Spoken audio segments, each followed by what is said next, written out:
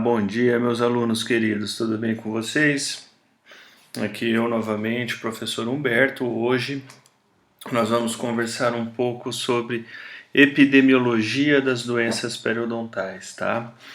Então, seguindo o nosso cronograma, a nossa sequência de aulas, né, que foram pré-estipuladas para vocês no começo do ano, a aula dessa semana é a aula de epidemiologia. Obviamente, nós queríamos estar falando sobre isso com vocês em sala de aula, mas infelizmente, por conta de toda a situação que a gente tem vivido, nós ainda estamos aqui nesse modelo remoto, tá? Espero que tão logo isso passe a gente possa estar juntos novamente, tá? Então, sem mais demoras, pessoal, vamos entender, antes de mais nada, do que a aula se baseia, né? Então, o que nós vamos estudar hoje, tá? Então, quando a gente pensa em epidemiologia, na origem dessa palavra, nada mais é do que a fusão dessas três palavras que vocês estão vendo aí, que consiste basicamente no estudo entre povos, né? Então, quando a gente pensa em epidemiologia da doença periodontal em si, o que a gente entende? A gente entende como o estudo da distribuição de doença ou de uma condição fisiológica na população humana. Tá? No caso da doença periodontal, obviamente a gente vai estudar essa distribuição da doença periodontal em uma determinada população. E mais ainda, nós vamos avaliar os fatores que vão influenciar essa distribuição, tá? E qual é a importância, né? Por que a epidemiologia se mostra importante? Que tipo de funções, o que nos permite, através desses estudos epidemiológicos, obter? Então, através da epidemiologia, a gente consegue informações como prevalência, severidade e distribuição de uma doença, né? E isso é importante por quê? Porque através dessas informações a gente consegue traçar estratégias individuais e comunitárias de prevenção, tratamento e controle da doença. Então, a partir do momento que a gente tem essas importantes informações, a gente consegue traçar estratégias individuais e comunitárias de prevenção, tratamento e controle. Então, pensando nisso tudo, é fundamental que a gente saiba, antes de mais nada, diferenciar alguns conceitos importantes dentro de epidemiologia. Então, para que vocês consigam compreender diferentes estudos e diferentes distribuições, é fundamental que vocês entendam a diferença da palavra prevalência de incidência e ainda saber diferenciar o que é fator de risco de indicador de risco, tá? Então, quando a gente pensa em prevalência, a gente está se referindo a quê? A número de casos de uma doença em uma determinada população por um determinado período de tempo. Então, prevalência é o número de casos de uma doença em uma população em um determinado espaço de tempo. Enquanto que incidência, pessoal, nada mais é do que o número de novos casos de uma doença em uma determinada população em um determinado período de tempo. Então, novamente, quando a gente fala prevalência, a gente fala em número de casos de uma doença, enquanto que incidência, número de novos casos. Então, para que vocês consigam compreender, eu quero mostrar um exemplo para vocês. Imaginem que em uma população de 10 pessoas, um único indivíduo tem uma determinada patologia, tá? E depois de um período de tempo, depois de 10 anos avaliando essa população, observou-se que dos 10 indivíduos, 5 apresentavam essa mesma patologia. Então, pensando nisso, qual é a prevalência e qual é a incidência? Então, se eu sei que prevalência é o número total de casos, eu sei que a prevalência aqui são de 5 em 10, ou 50%. Enquanto que a incidência, como é o número de novos casos, seria de 4 em 10, ou de 40%. Tá? Se eu sei que um indivíduo já estava com essa patologia e depois do período de tempo mais 5, então a incidência, que são o número de novos casos, seria de 4 em 10 ou 40%. Tá? Então, sabendo diferenciar esses conceitos de prevalência e incidência, é fundamental que vocês saibam diferenciar ainda o que é fator de risco de indicador de risco. Então, quando a gente pensa em fator de risco, a gente pensa naquele fator que é confirmado, que quando presente, aumenta a probabilidade da ocorrência da doença, né? E se a gente remover, esse fator vai reduzir essa probabilidade. Então, um fator de risco é um fator que é comprovado, né? E quando a gente diz que é um fator comprovado, isso quer dizer que é um fator que está presente em estudos longitudinais. Enquanto que indicador de risco são aqueles possíveis fatores de risco que não são confirmados em estudos longitudinais, né? Então, cientificamente falando, nós não temos uma comprovação em estudos longitudinais que esses fatores ou esses possíveis fatores de risco aumentem a chance dessa doença acontecer. E quando a gente pensa tanto em fator de risco ou indicador de risco, a gente pode dividi-los em dois grandes grupos: aqueles que são fatores ou indicadores não modificáveis e aqueles que são fatores ou indicadores modificáveis. Então, quando a gente pensa em fatores não modificáveis, obviamente são aqueles que não é possível o indivíduo modificar, como o próprio nome diz. Então, por exemplo, a idade, gênero, etnia, polimorfismos genéticos são fatores ou indicadores que não são modificáveis. Então, meu indivíduo não pode deixar de ser idoso, por exemplo, ele não pode deixar de ser portador da síndrome de Down, por exemplo, né? Entretanto, quando a gente pensa em estudos epidemiológicos, nós temos aqueles fatores ou indicadores de risco que são modificáveis ou ainda adquiridos, né?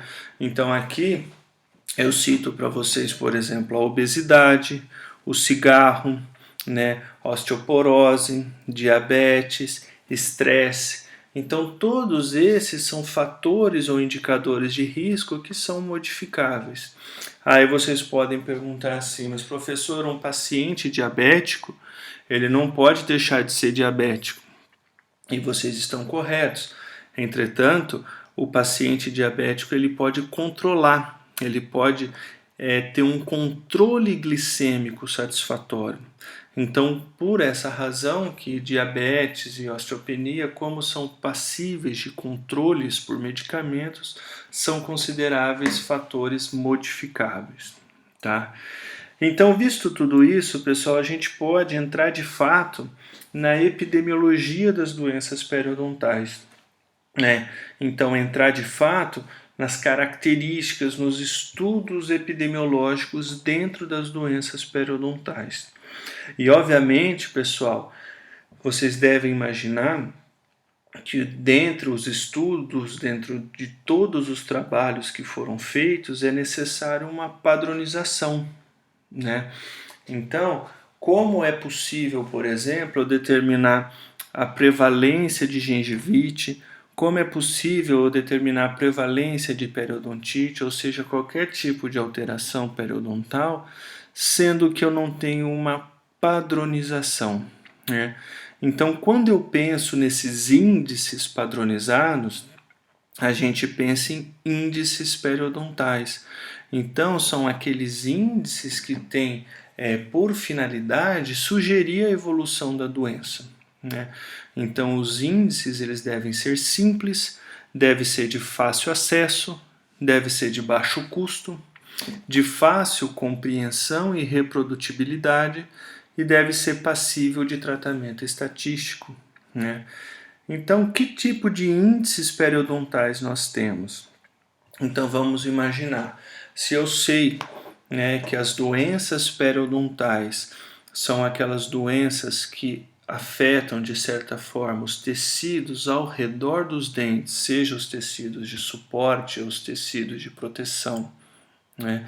E se eu sei que essas doenças periodontais elas são causadas por acúmulo de placa bacteriana, acúmulo de biofilme, e que esse acúmulo de biofilme pode desencadear, além da inflamação dos tecidos de proteção, pode acometer ainda perda óssea, os índices periodontais devem abranger todos esses fatores, né? Então, dessa forma, nós temos índices periodontais que vão avaliar a inflamação gengival, nós temos índices periodontais que vão avaliar o acúmulo de placa, a quantidade de placa acumulada, nós temos aqueles índices que vão avaliar a necessidade de tratamento e ainda nós temos índices que vão avaliar a quantidade de perda óssea. Tá? Aqui, pessoal, o que é importante vocês entenderem? Nós temos N maneiras de avaliar a inflamação gengival. Nós temos N maneiras de avaliar o acúmulo de placa, né? Então, para ficar mais didático, eu vou mostrar 2 de cada. Um que foi talvez o primeiro mais difundido para avaliar a inflamação gengival, e aí a maneira que nós na faculdade vamos fazer a avaliação da inflamação gengival. Aí eu vou mostrar o primeiro índice mais difundido que avaliou o acúmulo de placa, e aí o que nós vamos utilizar durante a faculdade para avaliar o acúmulo de placa. E da mesma maneira a perda óssea. Tudo bem? Então, pensando nos índices que vão avaliar a inflamação gengival, o primeiro, mais difundido, que foi utilizado foi o índice que foi proposto por Lê em 1967, né? Então, o que o Lê propunha? Ele propunha a mensuração da inflamação gengival através de uma sonda periodontal na margem gengival. Então, com uma sonda milimetrada, uma sonda periodontal, ele fazia a mensuração nas 4 faces dos dentes, né? Então, vestibular, lingual, mesial e distal. Entretanto, o que é interessante nesse índice? Ele fazia a mensuração em uma profundidade de 0,5 milímetro. Isso quer dizer o quê? Isso quer dizer que a sonda percorria somente a margem, ele não ia até o fim, né? Então não mensurava a profundidade de bolsa total. E aí ele dava esse índice como 0,1 a 1, aquele paciente que apresentava gengivite leve, aquele índice de 1,1 a 2 apresentava gengivite moderada e de 2,1 a 3 o paciente que apresentava gengivite severa, né? Entretanto, como grande desvantagem, como a gente já conversou, esse tipo de índice avalia apenas a condição da margem da gengiva, né? Então, quando percorria a sonda somente em uma profundidade de 0,5 milímetro, como vocês podem ver na imagem, isso muitas vezes podia mascarar o resultado, né? Porque fazia avaliação somente da margem da gengiva, tá?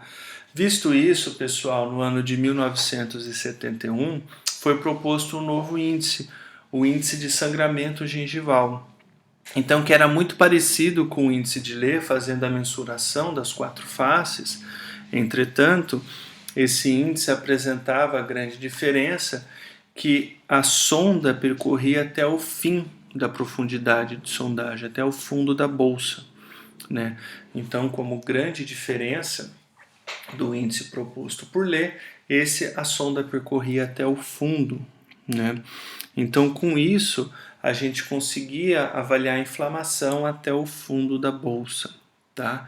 Esse é um índice dicotômico, onde a gente marca somente presença ou tem sangramento ou não tem sangramento. Então, se você sondou até o fim, o fundo, profundidade de bolsa, e aquela face sangrou, aquela face vai ser um valor positivo. Se ela não sangrou, vai ter um valor negativo, né? Então, idealmente, a gente considera um índice menor do que 10%. Isso quer dizer o quê? Que de todas as faces dos nossos pacientes, menos de 10% deve sangrar, né? Entretanto, na clínica, muitas vezes a gente aceita até 25%, ou seja, até um quarto das faces. Então, essa maneira de avaliação de sangramento, né, gengival é a que a gente vai utilizar na clínica. Novamente, com a sonda milimetrada sondando as 4 faces. Então, a gente já sabe avaliar o índice de inflamação. Agora, é importante que a gente saiba avaliar o índice de placa, né?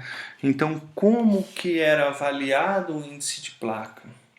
Então, inicialmente, era feito de uma seguinte maneira, com uma sonda milimetrada, né, uma sonda era percorrida, né, a margem, seja com uma sonda exploradora ou com a sonda milimetrada, percorria a sonda ao redor da margem gengival e era avaliada a presença dessa biofilme a olho nu, tá?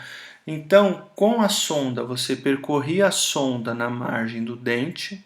Se não tinha biofilme, você dava um índice 0, né? Se você só enxergava uma fina camada de biofilme com a sonda, você dava índice 1. Se você enxergava uma quantidade moderada a olho nu, sem precisar da sonda, você dava um índice 2. Enquanto que quando tinha uma quantidade abundante de biofilme, recebia um valor 3. Tá? Entretanto, isso apresentava algumas desvantagens, né? Então, ignorava a extensão coronária do biofilme e poderia não corresponder ao que era observado nos demais. Sem contar que isso muitas vezes era subjetivo, né? Então, talvez o que a gente considera, né, como um filme abundante, outras pessoas talvez não considerariam. Visto isso, foi proposto por O'Leary uma outra maneira de avaliar o índice de placa. Maneira essa que é a que vocês utilizarão na clínica, tá? Então, O'Leary, o que ele propôs? Ele propôs a utilização de corante, né? Então, através da utilização de corante, fazia a marcação das 4 faces do dente e aí fazia a análise dicotômica, né? Então, a presença ou ausência de placa de biofilme. E aí aqui, novamente, nós temos uma condição do que a gente considera ideal dentro da nossa clínica, né? Então, por exemplo, se eu sei que o meu paciente apresenta periodontite agressiva, meu paciente tem histórico de periodontite agressiva, obviamente eu posso imaginar que pouca placa para esse paciente pode significar uma grande destruição. Então, eu tenho que ser mais criterioso para esse paciente. E por essa razão, para pacientes com histórico de periodontite agressiva, o índice aceitável de placa deve ser menor do que 15%. Né? Agora, quando eu penso em um paciente que tem histórico de periodontite crônica, o índice de placa aceitável para esse paciente de biofilme deve ser menor do que 30%. Enquanto que um paciente com gengivite, um paciente com baixo risco à doença periodontal, eu posso ser mais tolerante e aceitar um índice de até 40%. Tá? Então, nós já sabemos como avaliar a inflamação gengival e nós já sabemos como avaliar o índice de placa, né? Além desses 2 índices, nós temos um índice que avalia a necessidade de tratamento. Então, é um índice que é muito usado em trabalhos amplos comunitários que avaliam uma grande quantidade da população, né? Então, esse índice que avalia a necessidade de tratamento, ele vai avaliar sextantes, né? Então, utilizo uma outra sonda, né, essa que vocês estão vendo na imagem, a sonda CPI-TN, que é proposta pela OMS, tá? Para avaliar a necessidade de tratamento. Então, através da condição periodontal, ele recebia um índice de necessidade de tratamento. Isso a gente pode considerar como um índice simplificado, né? A simplificação de um índice que não é tão preciso. E isso, obviamente, leva a algumas desvantagens. Apesar de nós conseguirmos avaliar uma quantidade maior de pacientes, isso pode gerar uma avaliação incorreta da extensão e deixa-se de avaliar dentes. Isso pode subestimar a prevalência real da doença, tá? Então a gente já avaliou o índice de placa, a gente já avaliou o índice de inflamação da gengiva e, a título de curiosidade, eu mostrei para vocês o índice de necessidade de tratamento. E aí agora nós temos, por fim, a maneira que a gente avalia a quantidade de destruição tecidual, a quantidade de perda óssea, né? Então, para a gente falar disso, é basicamente importante vocês compreenderem o conceito de bolsa sondagem e nível de inserção clínica. Então, profundidade de sondagem e nível de inserção clínica. Então, quando a gente pensa em profundidade, a sondagem nada mais é do que a distância da margem gengival até o ponto em que a extremidade da sonda encontra inserida na bolsa. Obviamente, isso com força moderada. Enquanto que o nível de inserção clínica consiste na distância da junção cemento-esmalte até o ponto em que a sonda encontra resistência. Então, essa imagem ela ilustra um ponto importante para que vocês consigam compreender a diferença, né? Então, se eu tenho um dente que apresenta recessão, como essa imagem aqui, essa distância deve ser acrescida, deve ser somada à profundidade de sondagem para que a gente consiga obter o nível clínico de inserção. Tá? Então, uma vez que a gente consegue compreender todos esses índices, a gente consegue, a partir daí, realizar trabalhos, entender prevalência de doenças e esse tipo de coisa, né? Então, compreendidos os índices, eu vou mostrar alguns dados, né? Alguns dados sobre doenças periodontais, tá? Então, quando a gente pensa em gengivite, né, a gente compreende o que? Diferentes trabalhos mostram diferentes prevalências, né? Mas de maneira geral, os trabalhos mostram que grande parte da população apresenta ao menos um sítio sangrante. Então, se nós avaliarmos uma população como um todo, a grande maioria da população vai ter pelo menos um sítio com inflamação gengival, tá? E isso se torna mais prevalente durante a adolescência, tá? E tende a ter uma leve diminuição na fase adulta. Quando a gente pega a gengivite com os trabalhos realizados aqui no Brasil, a gente encontra uma certa semelhança. Nós temos quase que 100% da população apresenta ao menos um sítio sangrante, segundo os estudos. E tanto aqui quanto os trabalhos mostrados ao redor do mundo, a prevalência maior é em adolescentes, né? E trabalhos no Brasil mostram ainda que homens têm uma maior probabilidade de ter gengivite do que mulheres. E isso é atribuído ao fato de que mulheres muitas vezes têm o controle do biofilme mais eficiente. Tá? Agora, analisando outra doença, a periodontite crônica, né, uma outra situação onde, nesse caso, nós temos uma destruição dos tecidos de suporte, não mais somente dos tecidos de proteção. A periodontite crônica, os trabalhos mostram que ao redor do mundo é prevalente em torno de 45% da população. E dessa porcentagem, 31,7% apresenta leve ou moderado. Então, sendo mais prevalente, segundo os trabalhos, em homens adultos sem ensino médio e com piores condições econômicas e ainda fumantes. Quando a gente pensa na periodontite crônica no Brasil, a gente mostra uma prevalência que varia de 28% a 83%, e da mesma maneira que ocorre ao redor do mundo, ela se torna mais frequente em adultos com mais de 30 anos. E dessa porcentagem, a grande maioria apresenta 32% bolsas generalizadas e 34% bolsas localizadas. E 65% dessas bolsas são maiores do que 5 milímetros. E em torno de um quarto são maiores do que 7 milímetros. Tá? Então isso mostra um pouco da importância da doença periodontal aqui no nosso país, né? Então a gente compreende situações como essa, né? Onde o paciente apresenta algumas regiões com perdas ósseas, como vocês estão vendo aqui, né? Situações clínicas como essa, né? Onde o paciente apresenta muito cálculo, muito acúmulo bacteriano e, consequentemente, uma maior perda óssea.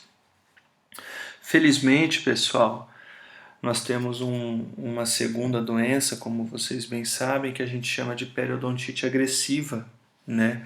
Que ela é caracterizada por uma perda acentuada. Vocês vão ver com a professora Lívia, na nova classificação das doenças periodontais, que os termos que eu estou utilizando aqui, como periodontite crônica ou periodontite agressiva, eles não serão mais utilizados, tá? Então, nós vamos, a partir de agora, utilizar a nova classificação das doenças. Obviamente, nós não temos ainda trabalhos epidemiológicos extensos como esse, já utilizando a nova classificação. E por essa razão que eu utilizo aqui durante a aula o termo periodontite crônica e periodontite agressiva. Mas a questão, o que é? Que a periodontite agressiva desencadeia uma perda óssea muito mais rápida e, consequentemente, gera perda precoce do dente. Mas, felizmente, o que os trabalhos mostram? Que a prevalência é muito menor do que a periodontite crônica, né? Então, quando a gente pensa lá na periodontite crônica, uma prevalência de 40%, por exemplo, aqui a periodontite agressiva ao redor do mundo, olha, na Europa de 0 a 0,2%, na América do Sul variando de 0,3% a 5,5%, né? Isso, obviamente, é muito bom, né? Uma vez que a gente sabe que a periodontite agressiva é um quadro muito mais sério, né? Pensando em perda dentária. Então aqui algumas imagens, como vocês podem ver, que ilustram basicamente o quadro clínico de um paciente com periodontite agressiva, né? Olha, perdas ósseas generalizadas muito acentuadas, né? Então essas imagens, ó, radiograficamente, ó, os dentes com bastante perda de suporte. Mas a gente já viu as doenças, a gente já viu os índices, e agora é importante vocês compreenderem, mesmo que de maneira simplificada, os fatores que estão associados ao aumento da chance da doença acontecer. Então, quais são os fatores de risco associados à doença periodontal, né? Então, a literatura mostra para nós, basicamente, 3 fatores comprovados: o tabagismo, a diabetes e a microbiota específica. Então, nós vamos ver rapidamente cada um deles. Então, sem dúvida alguma, desses 3 fatores de risco, né, o principal é o cigarro, é o tabagismo, né? Então, quais características o tabagismo traz para nós? O que acontece? O que faz com que a pessoa que fume apresente um maior risco de aparecimento da doença periodontal? Tá? Então, primeiro ponto, o cigarro ele é dose dependente, né? Isso quer dizer o quê? Quer dizer que uma pessoa que fuma 20 cigarros por dia tende a ter uma resposta pior do que uma pessoa que fuma 10. Ou seja, uma pessoa que fuma 40, por exemplo, vai ter uma resposta pior que esses dois. Quanto mais a pessoa fuma, pior tende a ser a resposta, né? E basicamente, os trabalhos mostram que as pessoas que fumam têm de 2 a 7 vezes mais chance de desenvolver a doença periodontal. E além disso, o tratamento nessas pessoas tende a ser menos efetivo. Isso acontece por quê? Isso acontece devido a um enfraquecimento da resposta imune, tá? Então, basicamente, o cigarro tende a gerar uma diminuição da atividade de anticorpos IgG, favorecendo o que? A infecção subgengival. Além disso, diminui a atividade de células T e aumenta a atividade de colagenase, tá? Então, toda essa soma de cadeias gera o quê? Um aumento da severidade e um aumento no prejuízo no reparo tecidual, tá? Então, pessoal, o cigarro gera alguns efeitos muito importantes, pensando na severidade da doença e no reparo tecidual. Mas o que a gente considera, o que a literatura sugere como sendo um fumante leve, um fumante moderado ou um fumante pesado? Então, de maneira geral, a gente considera um fumante leve aquele que fuma menos de 10 cigarros por dia, ou fumante moderado, aquele que fuma de 10 a 20, enquanto que o fumante pesado é aquele que fuma de mais de 20 cigarros por dia. Obviamente, a gente espera, na grande maioria das vezes, que o fumante pesado apresente uma resposta ainda pior do que um fumante leve, obviamente pensando nas mesmas condições do organismo, né? Um outro dado interessante, o que é que a suspensão dos hábitos, né, a suspensão do cigarro, tende a apresentar uma melhora da saúde periodontal. Entretanto, os resultados são muito lentos quando a gente pensa em um ex-fumante a um não fumante. Então, alguns trabalhos sugerem que leva ao menos um ano, né, para uma pessoa que parou de fumar apresentar resultados semelhantes a não fumantes. Entretanto, a grande maioria desses trabalhos mostram um tempo ainda maior, tá? Então, além do cigarro, pessoal, outros fatores de risco são a diabetes, por exemplo. Obviamente, quando a gente pensa em diabetes, a gente pensa em diabetes descompensado, né? Aquele paciente que apresenta um meio hiperglicêmico.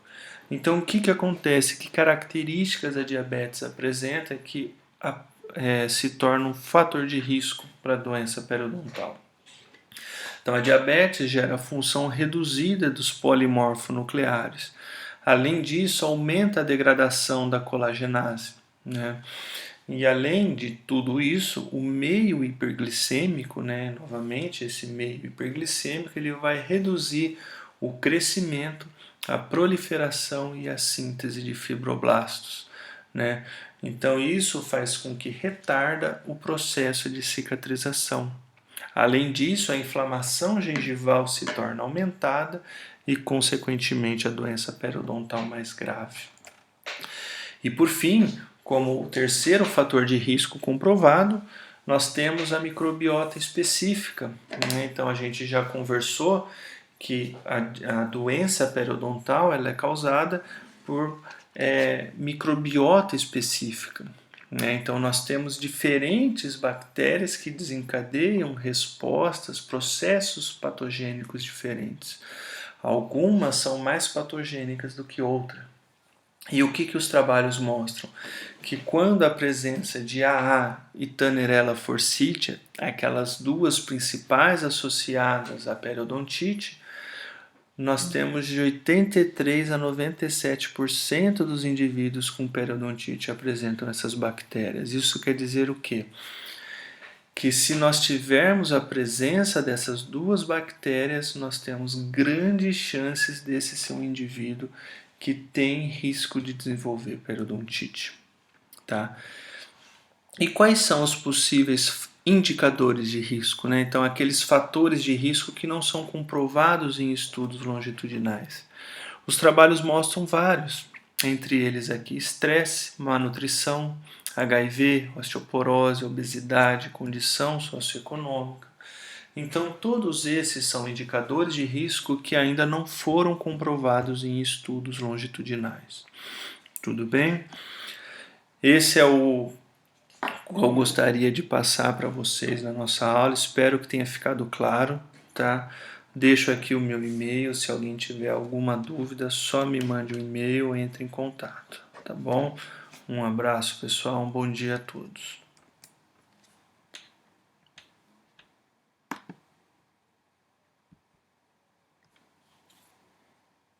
Não.